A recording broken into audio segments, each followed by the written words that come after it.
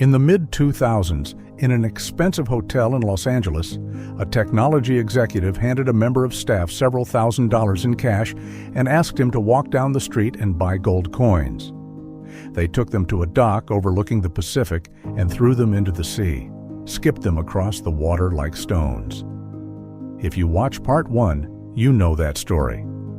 Here's the part I left out. Parking cars at that hotel, working his way through college, was a young man named Morgan Housel. He watched that executive for months.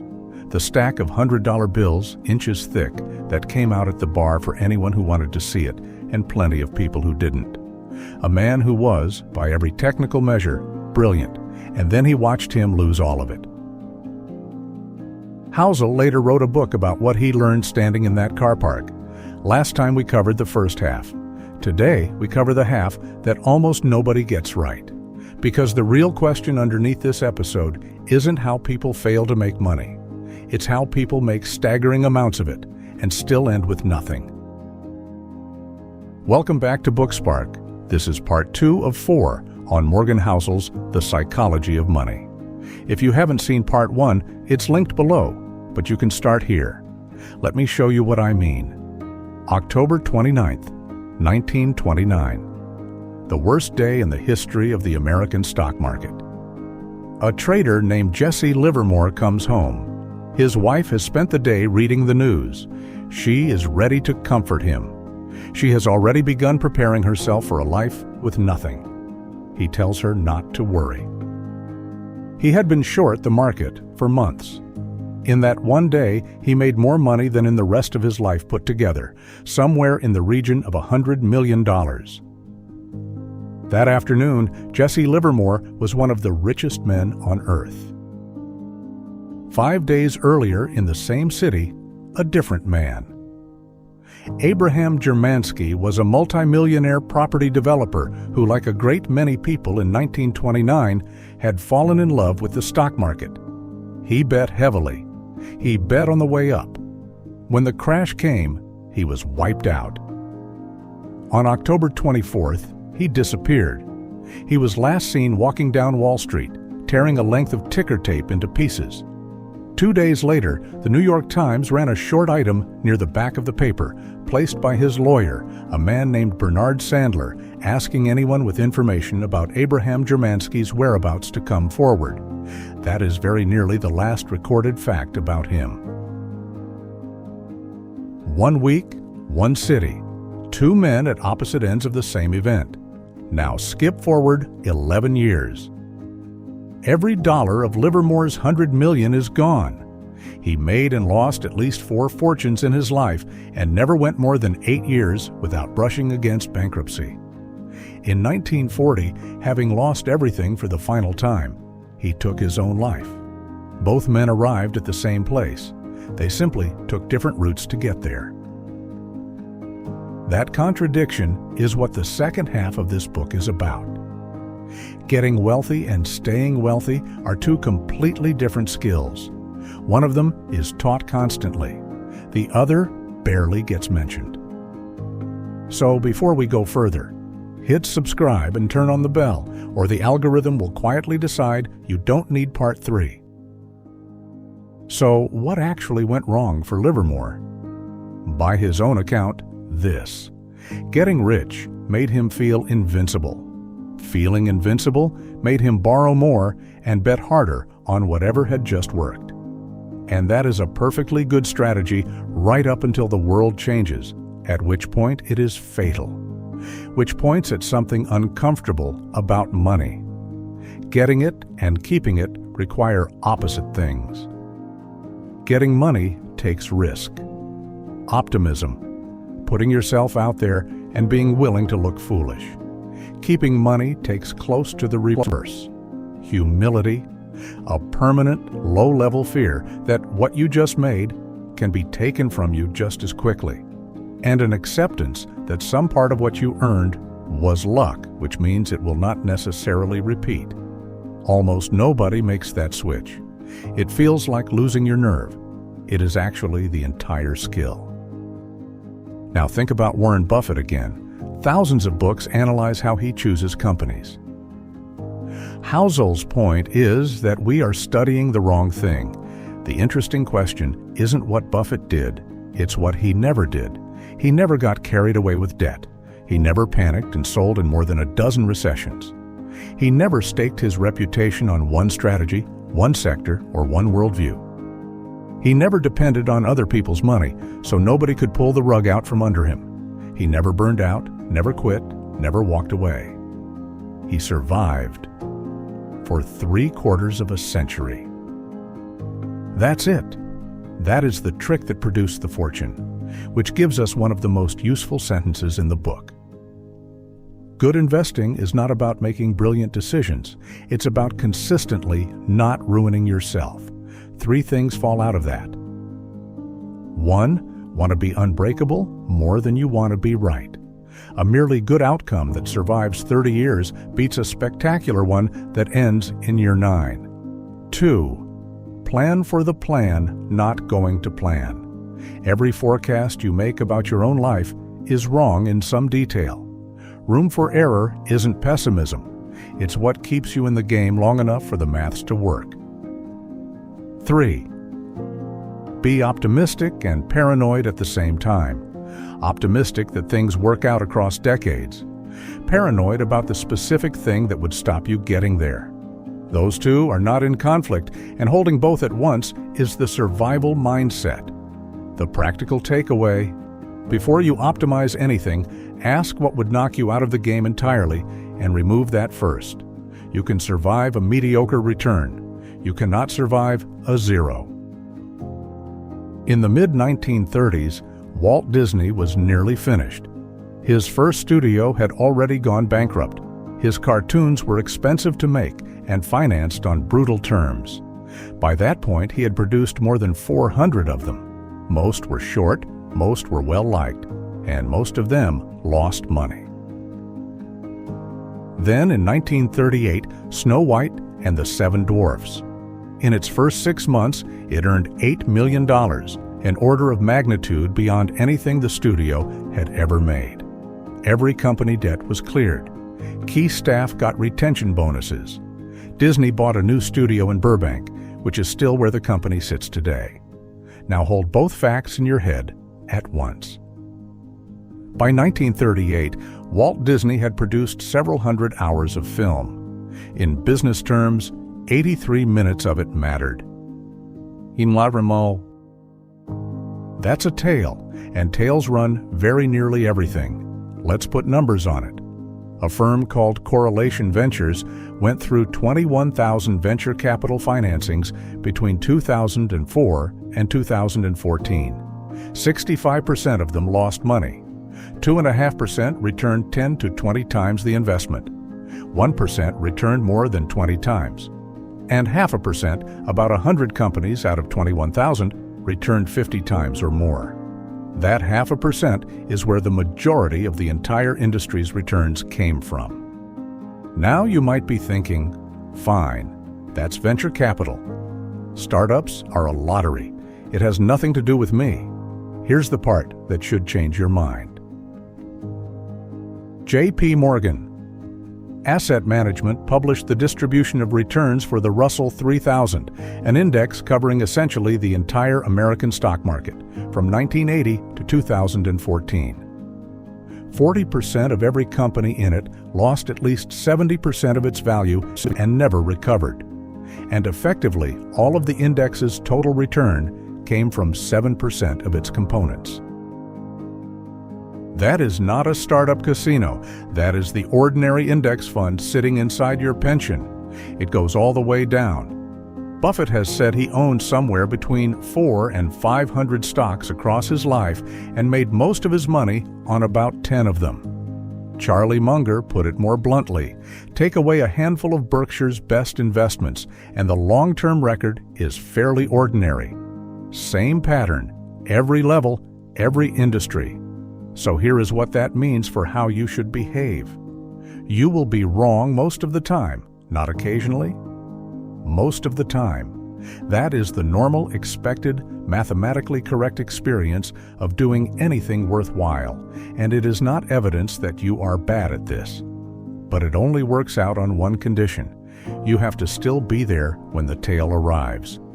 Which is exactly why part 1 came first. Survival isn't the boring prerequisite to the good part. Survival is what buys you the good part. The practical takeaway: stop grading yourself on how often you're right. Start grading yourself on whether you're still positioned when the rare thing happens. Those are completely different scoreboards, and only one of them pays. In 1981, a psychologist at the University of Michigan named Angus Campbell published the results of a career spent on a single question: what actually makes people happy? He had a great deal of data and very few illusions about it. He expected the usual suspects to come out on top: income, education, where you live, whether you're married. They mattered. But none of them was the strongest signal in his data. What came out on top was this: whether a person felt they had control over their own life. Campbell's finding was that a strong sense of controlling your own life predicts well-being more reliably than any of the objective conditions of life he had measured. Not income, not the house, not the title. Control. Which reframes the entire point of money. The highest dividend money pays isn't a car or a kitchen. It's the ability to wake up on a Tuesday and decide what you're going to do with the day. That sounds soft. It is extremely concrete. Savings are what let you wait for the right job instead of taking the first one. They're what let you say no to a client who treats you badly. They're what turn a medical bill from a catastrophe into an inconvenience. Every one of those is a purchase. You're buying options, and options are what control is made of.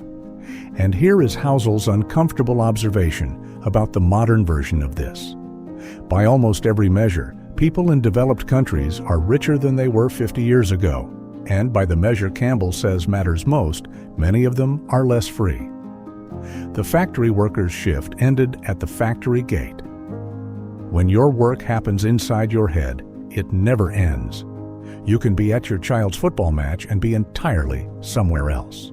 We converted our wealth into bigger houses and more capable phones, and we spent a great deal of our control doing it. So the honest version of the question isn't, how much does this cost? It's, how much of my time does this buy me, and how much does it cost me? Those give very different answers. A cheaper flat closer to work can be the most freeing decision on the list. A promotion can be a net loss. The practical takeaway: judge a financial decision by the control it hands you, not the status. Money that buys you the ability to say no is doing the highest value work it will ever do. Quick pause. If you're still here, you've just sat through 3 ideas most people never finish, and that's exactly who this channel is built for. So if any of it has landed, drop a like. It takes 1 second, and it genuinely helps BookSpark more than you'd think. And if you haven't subscribed yet, do it now, because what's coming next is the idea that changes how you look at everyone around you. Back to the car park. Housel spent those years watching expensive cars pull up to that hotel. Ferraris mostly. And at some point he noticed something about his own reaction that bothered him. He never looked at the driver. Not once. A beautiful car would come in, his eyes would go to the car, and what he pictured was himself behind the wheel. The person actually sitting in it was scenery. And that's the paradox. You buy the expensive car partly, sometimes mostly, because you want to be admired. But nobody in the street is admiring you. They're admiring the car and quietly casting themselves in your seat. So the object you bought in order to be seen has made you, specifically, invisible. Housel's conclusion is worth sitting with. Nobody is as impressed by your possessions as you are. Not because people don't find wealth impressive, they do, but because they use your wealth as a prop for imagining their own. And that's only half the problem. Because even if the signal worked, it would be pointing at the wrong thing. There are 2 different words here, and we use them interchangeably, which causes an enormous amount of damage. Rich is current income. Somebody earning $300,000 a year is rich. Wealth is the income you didn't spend. It's the options you're still holding, uncashed. So, when you see somebody in a $100,000 car, what do you actually know about their finances? Exactly one thing. They have $100,000 less than they had before they bought it. That is the entire data set. You don't know if they own it. You don't know if it's leased against an income that ends next year. You don't know if it's the last thing standing between them and nothing. Which brings us to the sentence at the center of this chapter. Wealth is what you don't see. It's the car that wasn't bought, the upgrade declined, the watch that isn't on the wrist.